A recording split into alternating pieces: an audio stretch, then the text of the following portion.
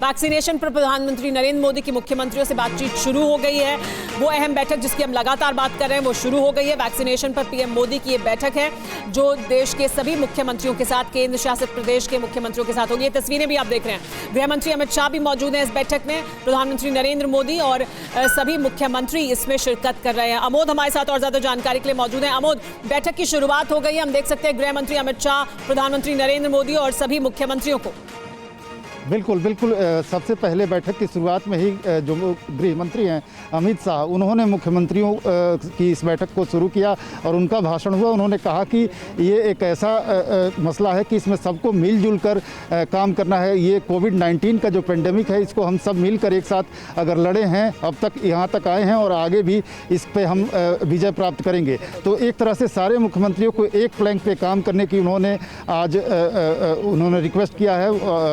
उसके बाद से अमित शाह अभी भी बोल रहे हैं, अभी तक उन्हीं का टर्न है। इसके बाद मुख्यमंत्रियों को प्रधानमंत्री संबोधित कर सकते हैं। इस बीच में ये बताया जा रहा है कि हेल्थ मिनिस्ट्री की तरफ से कुछ पावर पॉइंट प्रेजेंटेशन भी मुख्यमंत्रियों को दिया जा सकता है कि इसका जो डिलीवरी मैकेनिज्म है, किस तरह से नीचे तक ये वैक्सीन जाएगा और कैसे आम आदमी को ये प्राप्त होगा। तो इसके बारे में जो केंद्र सरकार ने फैसले लिए हैं और जो तैयारियां की हैं, उसके बारे में मुख्यमंत्रियों को बताया जाएगा। इस बीच मुख्यमंत्रियों को भी कुछ अगर बोलना है तो इसमें 2 वे कम्युनिकेशन हो सकता है। जी हाँ, और एक और बड़ी खबर आ रही है। ये बड़ी खबर भी बता देते हैं। वैक्सीन लेने के बाद भी आपको कोरोना संक्रमण हो सकता है। ये कहा है, वैक्सीन लेने को गंभीर संक्रमण का खतरा, संक्रमण हो सकता है लेकिन गंभीर संक्रमण का खतरा कम है। ऐसे लोगों को अस्पताल जाने की जरूरत शायद ना हो, ये कहना है गुलेरिया जी का। एम्स के निदेशक हैं गुलेरिया जी और उनका ये कहना है कि कोरोना वैक्सीन पर ये जानना बहुत जरूरी है कि संक्रमण हो सकता है आपको वैक्सीन लेने के बाद भी, लेकिन गंभीर संक्रमण नहीं होगा और अस्पताल जाने की तब शायद जरूरत ना पड़े। ये बड़ी बात है और इस पर और ज्यादा जानकारी के लिए मैं बात करती हूँ। हमारे साथ डॉक्टर सुरेश कुमार मौजूद हैं। डॉक्टर सुरेश, इसको लेकर भी लोगों के मन में बहुत से सवाल हैं। जो गुलेरिया जी कह रहे हैं कि ऐसा नहीं है कि वैक्सीन ले लिए तो संक्रमण नहीं होगा, हो सकता है लेकिन गंभीर नहीं होगा या ऐसी नौबत नहीं आएगी कि आपको लाइफ थ्रेटनिंग हो जाए। तो इसको लेकर भी अगर हमारे दर्शक हैं उनके मन में कुछ शंकाएं हैं तो अगर आप दूर कर सकें और इसके क्या मायने हैं।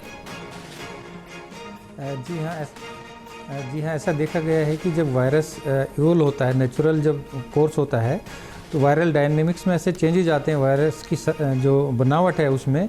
और जैसा कि देखा है कि अभी जो यूके स्ट्रेन है वो एक नई स्ट्रेन है जो पहले वाली स्ट्रेन से भिन्न है। तो जैसे जैसे टाइम एडवांस होता है वैसे वैसे वायरस अपने आप में चेंजेस करता है सर्वाइवल के लिए और वो मॉडिफाई करता है।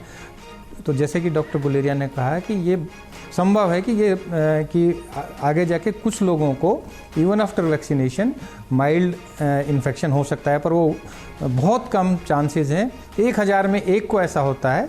ऐसा नहीं है कि सबको वैक्सीन लगाया और सबको इन्फेक्शन के चांस, ऐसा नहीं है। This is a very rare instances where one can have the different mutant virus giving the infection and इनके जो सिम्टम्स हैं वो बहुत ही हल्के होते हैं, बहुत ही माइल्ड होते हैं और उससे कोई चिंता की बात नहीं होती या उनको कोई हॉस्पिटलाइजेशन की आवश्यकता नहीं होती।